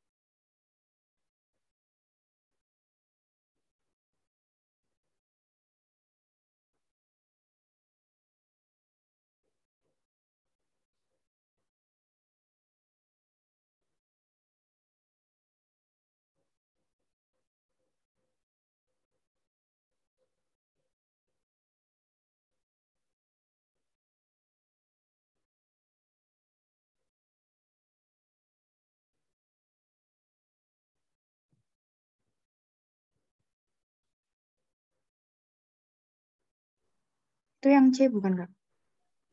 Oke, ya kita cek. Kalau dia soalnya seperti ini, nggak usah cari omega, nggak usah cari K. Karena sama semua kan. Kita cuma fokus aja eh, dia kosinus atau dia sinus. Tapi ingat juga, kalau kosinus dan sinus bedanya kan hanya berpindah 90 derajat kan. Sinus kosinus kan bedanya cuma sinus yang digeser sejauh 90 derajat. Ke mana? Sinus digeser 90 kemana supaya dapat cos? Digeser ke kiri ya. Jadi sinus digeser ke kiri itu jadi cos sebesar 90. Berarti apa nanti? Sin X plus 90. Ya betul, sin X plus 90 kan jadi sin X plus 90 jadi cos ya. Kuadran 2 sin ya cos X. Betul, betul. Nah, kayak gitu. Eh, sebentar, yang DE kok sama ya? Atau satu sin satu cos? Sama ini ya, kacau nih. Kan gimana kakak ketik tadi ya? Jadi awalnya dia merambat dalam arah X positif. Berarti nanti tandanya positif atau negatif ini? Negatif, Kak. Harusnya negatif ya. Atau kakak lupa ubah ya? Itu kakak lupa ubah. Kacau nih. Bentar ya, anggap ini negatif, anggap ini negatif. Kakak lupa ubah kayaknya. Kita lihat dulu ya. Oh, memang semua positif. Sebentar ya. SBM 2014.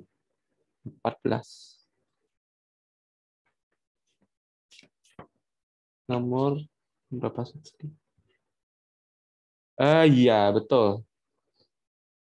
Oh iya, betul. Ini tetap cos. Cuman bedanya ini minus. Ya, betul, betul. Ini minus. Iya, udah betul. Ya, itu jawabannya. Masih C, ini jawabannya. D, Kak. Oke ya, kita cek. Eh, iya, gitu. Jika posisi vertikal dari elemen medium saat T0 X 0 adalah 15, berarti gimana sih? 15 itu apa tadi? Amplitudonya. Berarti saat T, X dan T-nya 0, ini kan fungsi XT sebenarnya ya. Saat dia di sini, dia berada di titik mas. Berarti kan bisa dibilang tuh puncak gelombang kan? Gitu kan? Nah, ini kan 90 derajat. Berarti itu grafik apa? Grafik cos.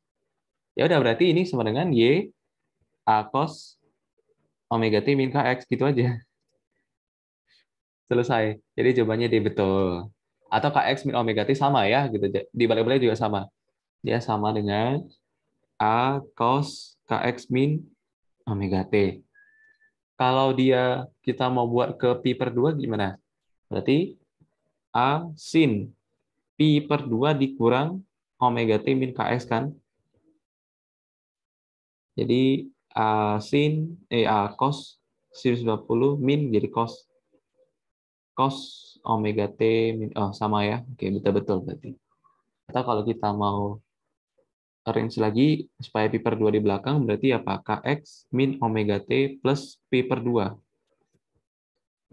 Kx min omega T plus pi per 2 ada nggak? Kx sin Kx plus, oke nggak ada ya. Ya, ini bukan. Ya betul, jadi jawabannya D. Ya, kita lanjut ke soal nomor 11. Ya, nomor 11 udah dicoba ini? Belum, Kak. Oke, dicoba dulu ya.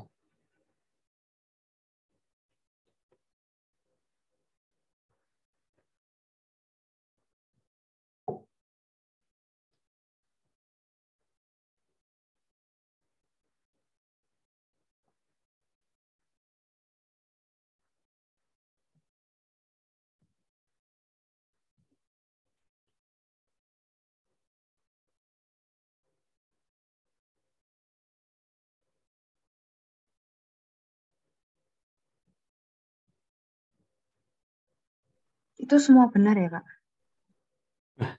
Em, Kayaknya enggak. Beda fasenya 3 pi, benar nggak?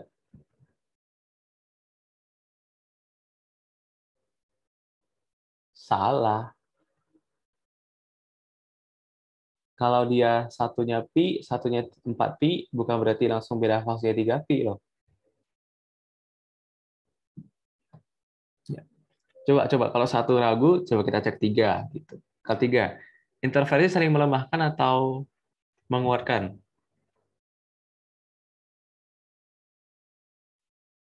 Gimana ini? Interferensinya melemahkan atau menguatkan?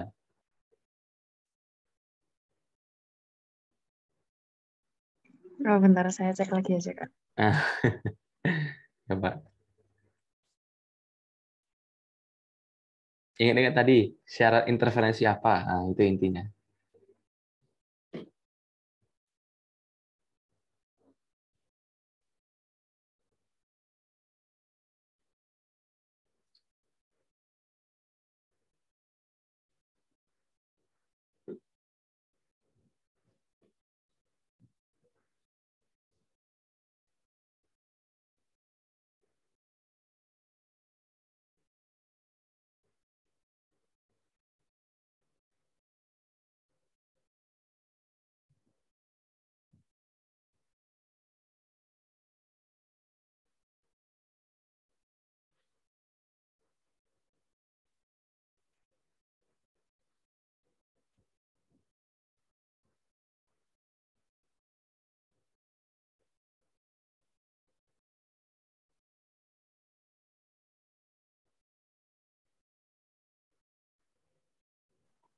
Harusnya 2 dan 4 ya, Kak? Ya, betul. Kenapa? Karena dia tidak bisa berinterferensi. Kalau dia amplitudenya berbeda, dia nggak bisa menyatu. Tapi dia hanya bisa bersuperposisi. Gitu. Nah, untuk mencari fungsi simpangan gelombang yang hasil superposisi itu pakai fasor. Itu di Hagde ada. Ini mungkin pas semester 1 dipelajari nanti itu, penggunaan fasor. Oke, berarti ya tiga harus salah. Tiga salah pasti satu salah. Kenapa satu salah, Kak? Karena kalau kita lihat lagi, beda fase itu apa sih? Beda fase itu kan X2 min X1 per lambda ya. Nah, pertanyaannya lambdanya sama nggak? Lambdanya sama. Kenapa? Karena panjang gelombang atau apa namanya? Bilangan gelombangnya sama. Sama-sama K kan di sini. Nah, lambdanya sama. Oke lah. Eh, X2 min X1 ini gimana? Eh, X2 min X1-nya sama atau berbeda? Kayaknya beda ya. Bedanya kenapa? Karena beda ini. Beda amplitudo kah? Sebentar. Kalau beda amplitudo, Y-nya pasti beda kan?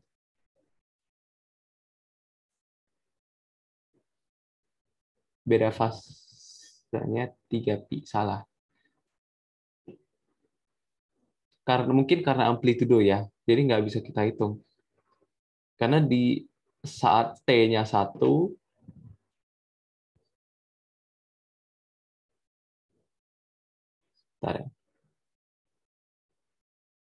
saat T-nya 1, X-nya berapa?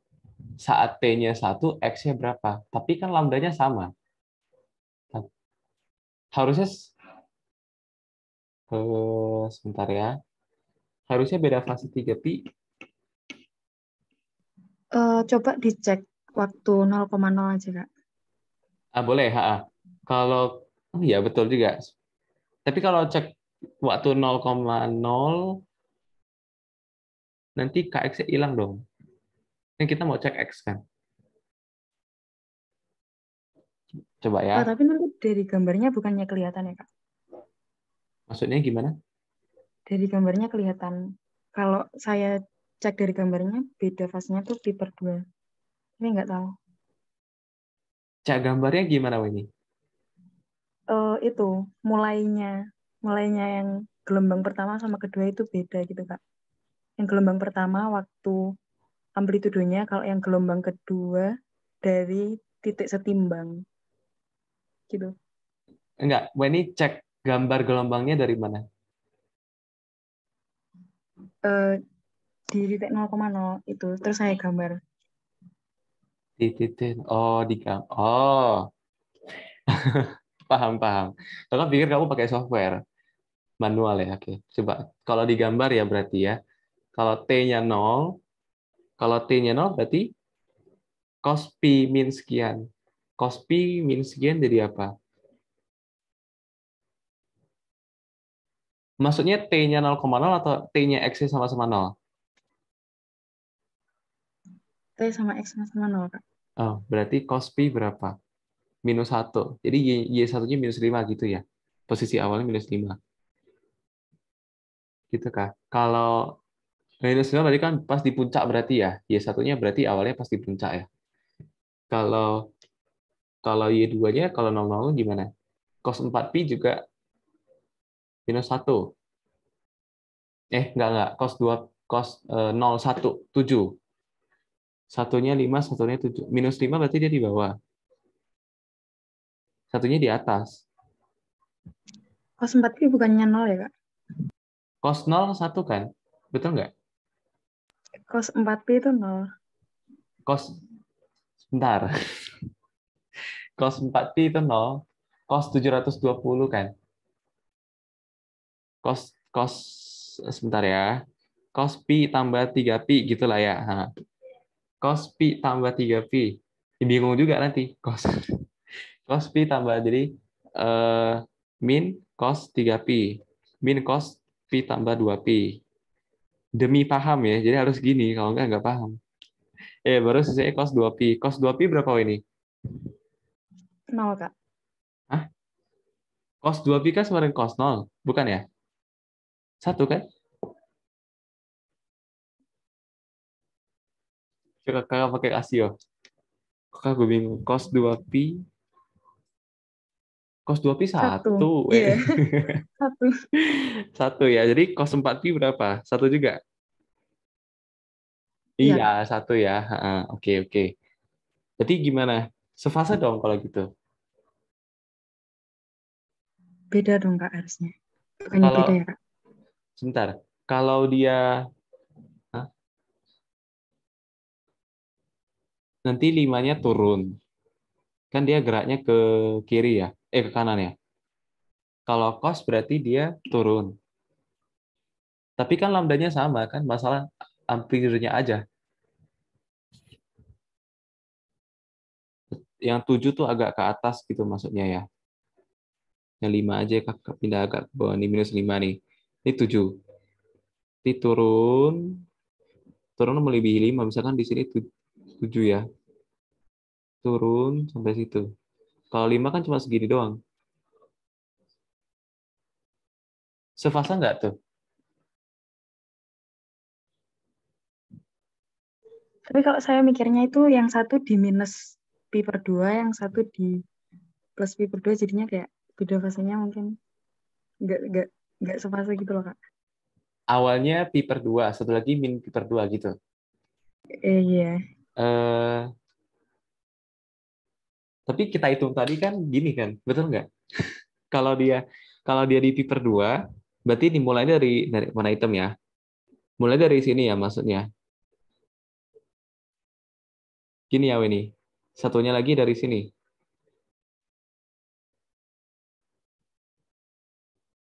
Gimana gambarnya?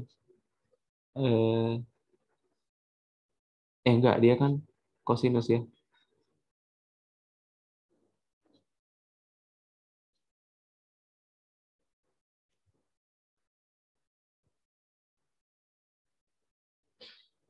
Tapi intinya kalau 3 salah selalu salah, itu aja ya. Jadi betul 2 dan 3. 2 dan 4. Tapi gimana cara membuktikan kalau dia berbeda? Tapi kalau gini, kakak konsumsi aja. Kalau amplitudenya berbeda, dia sefase nggak? Fase itu kan posisi. Posisi terhadap apa? Posisi terhadap X, bukan terhadap Y kan? Jadi mau amplitudenya setinggi apapun, ya fasenya tetap sama kan? Berarti punya beda fase nggak? Nggak ada ya. Beda fasenya nol harusnya kan? Yang tadi yang IDW ini tadi, kalau titik awal T, X-nya 0, T-nya 0 juga, yang Y1 kita dapat -5 kan? Kalau yang 7 kita dapat positif 7 kan? Berarti kan masih, itu kan amplitudenya, berarti kan titik puncaknya di situ. Karena dia cos berarti kan di situ kan? Karena dia cos berarti kan tinggal langsung turun. Kalau yang 7 turun, yang -5 naik kan? Betul nggak ini? Jadi itu sefase atau enggak sefase Kak? Sefase. Sefase berapa? Makanya tadi kakak bilang beda fasenya 0. Dia nggak dia sefase dia.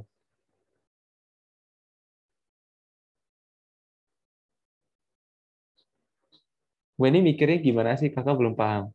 Kok bisa min pi per 2 sama pi per 2? Nggak jadi. Nggak jadi Kak. Oke, oke. Bentar ya, kakak coba nyontek pembahasan wangsit ya. Tadi kakak ambil dari wangsit nih soal. Bentar ya, wait, wait, wait.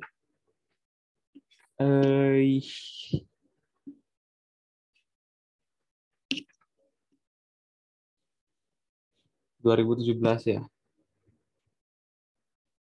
Beda fase, waduh simpel loh dia. Beda fasenya itu tinggal delta theta per 2pi. Nah, dia buat gini nih. Delta fase itu delta theta per 2pi.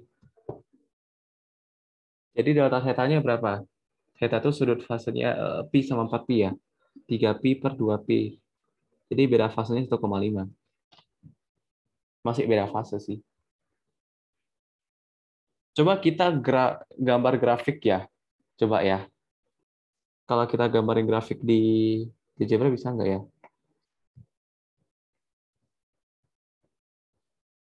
Bentar ya.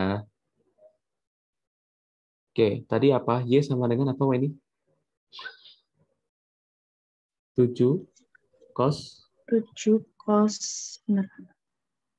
Ini nggak bisa buat variabel kayaknya ya. Dia variabelnya banyak. Ini harus setting lagi kayaknya ini.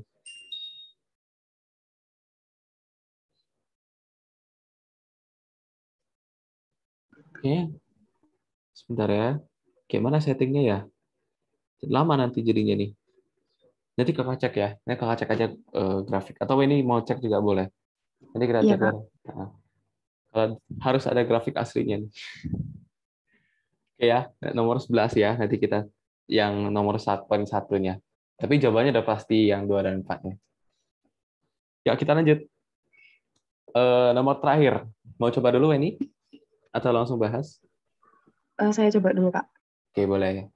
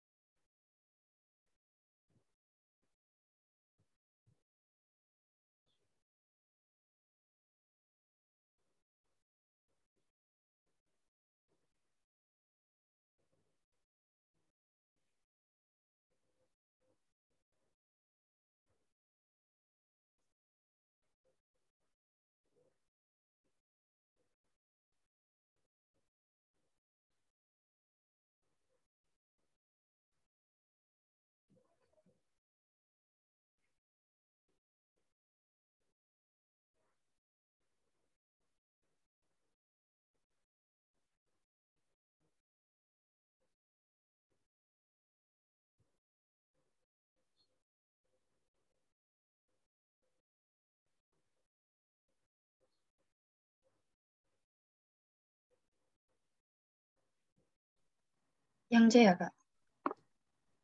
Oke, ya, kita cek. Eh, Jarak keduanya 150. Ketika pada saat T0, A di puncak, B di lembah. Jarak dipisah oleh satu puncak. Ini kayak soal-soal sekolahan nggak sih? Ya kan? Tapi soal sekolahan juga ambil dari SBM sebenarnya. Karena mungkin gampang ya tipe soalnya ya. Jadi nih A, B-nya dipisah oleh satu puncak. Berarti kayak gini ya lagi. Ini B, ya kan? Jarak ini berarti berapa lambda nih? Satu sampai sini satu lambda. Berarti 1,5 lambda ya. 1,5 lambda itu 150 cm. Berarti 1,5 meter. Lambdanya 1 meter dong berarti ya. Eh, Dia nanya apa? Ini nggak nanya apa. Coba kita cek punya Wendy langsung. Bentar. Saat tes serutik, balok A disetimbang pertama kali. Ini titik setimbangnya. Dia pertama kali dan turun, jadi turun ke bawah berarti di sini ya. Berarti dari A ke sini seperempat lambda. Seperempat lambda itu waktunya 1 detik. Jadi 1 lambda itu waktunya berapa? 4 detik. Ini periode ya. Waktu untuk satu gelombang berjalan itu periode 4 detik. Oke, itu. Berarti frekuensinya? Ya, betul. Seperempat ya. Kita cek yang A. Panjang gelombangnya tidak dapat 1 meter ya. Ini salah. Saat detik berarti dia gerak seperempat lambda ke sini. Dia berada di titik setimbang betul, tapi geraknya naik ya. Oke, ini salah. Yang di amplitudenya 75 nggak diketahui. Ya kan, nggak diketahui kan? Ya, ya salah ini. Bukan salah ya, nggak tahu. Balok akan kembali berada di puncak saat T 4,5 detik. A itu balik ke puncak saat 4,5 detik. Dari A supaya balik ke puncak berarti kan harus 1 lambda. 1 lambda kan 4 detik. Berarti bukan 4,5 salah ya. 4,5 detik berarti udah sampai sini kira-kira. Tengah-tengah sini ya.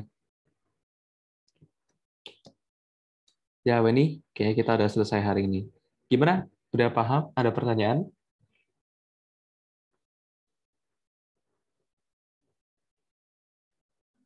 Maaf Kak, tadi suaranya keputus. Oh, keputus. Oke. Kayaknya kita udah selesai untuk hari ini. Ada pertanyaan? Belum ada Kak. Oke. Kayaknya kita udah selesai ya. Jadi hari ini, supaya bulat aja, mungkin 1 jam 40 menit aja ya, Weni, ya, dihitung. Nggak apa-apa. Iya Kak. Oke. Nanti kita ketemu hari Selasa tentang itu ya, pertidaksamaan eksponen dan logaritma ya. Iya Kak. Oke, kalau gitu sudah boleh live. Nanti kita ketemu hari Selasa. Ya makasih Kak. Oke, sama-sama.